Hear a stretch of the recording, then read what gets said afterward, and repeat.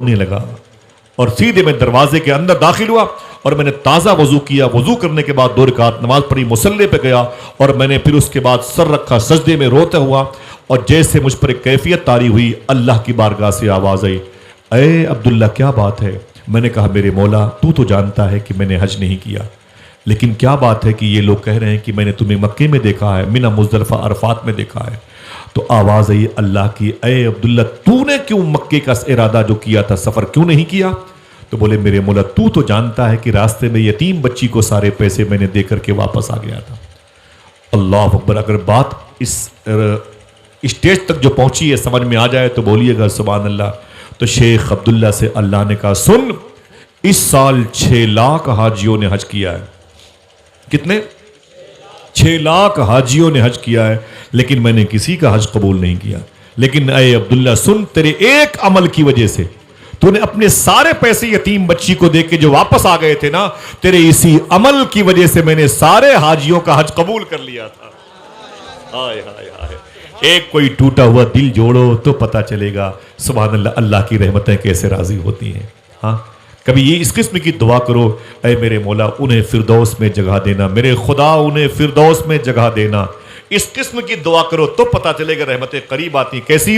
میرے خدا انہیں فردوس میں جگہ دینا جو مر گئے میرا جینا حرام کرتے ہیں. کبھی دوسروں کے لیے دعا کرو, دشمنوں کے لیے دعا کرو تو پتا چلے گا ہم کو اور آپ کو. ہم تو لگے ہیں بس اپنے ہی بیٹوں کی آبیاری کرنے میں. معلوم ہے اللہ نے کیا کہا, اے عبداللہ سن, کسی کا حج میں نے قبول نہیں کیا. تیرے ایک عمل کی وجہ سے, تیرا ایک کام, ایک یتیم بچی کو سارے پیسے دے کے واپس آنا, میں نے وہ عمل قبول کیا اور پھر تیرے اس عمل کی وجہ سے 6 لاکھ حاجیوں کا حج قبول کر لیا. کوئی پھر سے بولے حج کیا تھا نہیں. پھر بولے میرے مولا وہ جس کو ان لوگوں نے دیکھا, تو آواز آئی اللہ کی بارگاہ سے, تیرے اس عمل کی وجہ سے تیرے ہولیے کا فرشتہ میں نے پیدا کیا. طواف وہ کر رہا تھا, یہ اسے دیکھ رہے تھے, ثواب تیرے کھاتے میں آ رہا ہے. آئے ہائے. آ سکتا ہے کہ نہیں؟ نیکیاں مل سکتی ہیں کہ نہیں؟ بولو بھائی ذرا ہاتھ اٹھا کے بولے نیکیاں مل سکتی ہیں ایسے. آپ مجھے بتائیں کہ بات تو آپ نے سن لی ہے, اب ذرا سوچو کہ یار ہوا کیسے. یہ آسان نہیں ہے کعبے کے سفر کو ملتوی کر کے یتیم بچی کی خدمت کر کے واپس آ جانا. یہ آسان نہیں ہے میرے مولا بغداد ایئرپورٹ جانے کے لیے واپس آ جانا. غوث پاک سے اگلے سال ملاقات کریں گے. ابھی کسی یتیم بچی کی بھوک کو مٹانا ہے, اس کی پیاس کو مٹانا ہے, غریبوں کے بدن پہ کمبل نہیں ہے, مجھے اس کی خدمت, یہ آسان کام نہیں ہے. آخر اس وقت شیخ عبداللہ نے ایسا کیوں کیا؟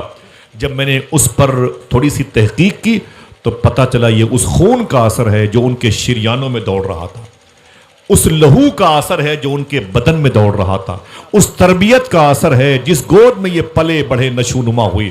اب پتہ چلا کہ بایو ڈاٹا دیکھو ان کی تربیت گاہ کا, تو ان کا باپ کیسا تھا, ان کی ماں کیسی تھی, ان کی دادی کیسی تھی, ان کی نانی کیسی تھی. جب میں نے اس پر غور کیا تو مجھے اسی کہانی سے جڑی ہوئی جناب شیخ عبداللہ کے باپ دادا کی ایک اور بات یاد آئی. اگر کہو تو اسے بتاؤں اور آپ کی مبارک سماعتوں کو مبارکبادیاں پیش کروں. جائیے کہ نہیں, بیٹھے رہیے گا انشاءاللہ, ٹھیک ہے. اور نہیں تو یہ کیمرہ یہ پورے دنیا کو دکھاتے ہیں, آپ نہیں سنو گے پوری دنیا کے لوگ سنتے ہیں بھائی, پتہ نہیں کہاں کہاں سے. میرے ایک دوست ہیں فیروز بھائی, وہ ناظر بھائی بنگلور میں رہتے ہیں, وہ مجھے بتاتے ہیں کہ آج آپ کو کہاں جانا ہے. وہ مجھے بتاتے ہیں, وہ پتہ نہیں کیسے پتہ کر لیتے ہیں. اور ابھی بھی وہ بیٹھے ہوں گے, لائن پر بیٹھے ہوں گے. میرے بڑے بھائی ہیں, یہ وہ گونڈا علاقے کے ہیں, بڑے پیارے انسان ہیں. مجھے وہ لنک بھیجتے ہیں کہ آصف بھائی آپ کا پروگرام یہاں پہ ہو رہا ہے, آپ یہاں جا رہے ہیں. میں نے کہا آپ آرام کیوں نہیں کرتے؟ بولے وہ گفتگو سننے کی طلب ہی میرے لیے آرام کا باعث ہے, مجھے اسی وقت آرام ملتا ہے. میرے دوست ہیں تو پوری دنیا سنتی ہے, آپ چاہو تو بیٹھو, چاہو تو چلے جاؤ. میرے بھائیوں نے بلایا تھا, میری پیشانی پر وعدہ شکنی کا اسٹیکر چسپاں نہیں ہوا, میں سر کے بل آ گیا. بس آپ سے گزارش ہے جو باتیں بتائی جا رہی ہیں اسے اپنی بہن بیٹیوں کو بتا سکتے ہو. بولو بھائی بتا سکتے ہو, اپنی بیوی بچوں کو بتا سکتے ہو. گھر کا ماحول کیسے بدلے گا, ایک قبیلہ کیسے اپنی زلفوں کو سنوارے گا, ایک معاشرتی نظام کا آئین کیسے درست ہوگا, ایک تہذیب کا ڈھانچہ کیسے بنے گا. لسانیات کے معاملے میں تو ہم بڑی بلندیاں حاصل کر چکے ہیں, ہمارا دل کب مسلمان ہوگا. ہمارا دل کب مسلمان ہوگا, ہماری تنہائی کب مسلمان ہوگی. ایک بیٹے نے, عبداللہ نے اتنا بڑا کام کیا تو ظاہر سی بات ہے یار کہ باپ دادا ماں باپ بھی رہے ہوں گے کچھ کوالٹی والے, تبھی تو تربیت کی ہے نا. سمجھ رہے ہیں آپ, تبھی تربیت کی ہے. معلوم ہے آپ نے کبھی سنا ہے کہ شیر اور بکری ایک گھاٹ پر پانی پیتے تھے؟ بولو بھائی, شیر تو دیکھا ہوگا, بکری وکری الگ بات ہے. شیر اور بکری کو اکٹھا کبھی دیکھا ہے؟ بولو بھائی. یہ محاورہ ہے کہ فلاں صاحب نے تو شیر اور بکری کو ایک گھاٹ پر پانی پلا دیا. یہ محاورہ نہیں, ریئل ہے. 1350 سال پہلے ملک شام کے جنگل کے ایک ندی کے کنارے پر دیکھا گیا. ایک پتھر کی چٹان تھی, اسی پر کھڑے ہو کے شیر بھی پانی پی رہا تھا اور بکری بھی پانی پی رہی. سننا میری بہنوں بھائی صاحب, ایک نہر کے کنارے پر شیر بھی پانی اسی گھاٹ پر اور بکری بھی اسی گھاٹ پر پانی پی رہی تھی. ایک صاحب نے کہا شیر اندھا ہے کیا؟ کسی نے کہا بکری پاگل ہے کیا؟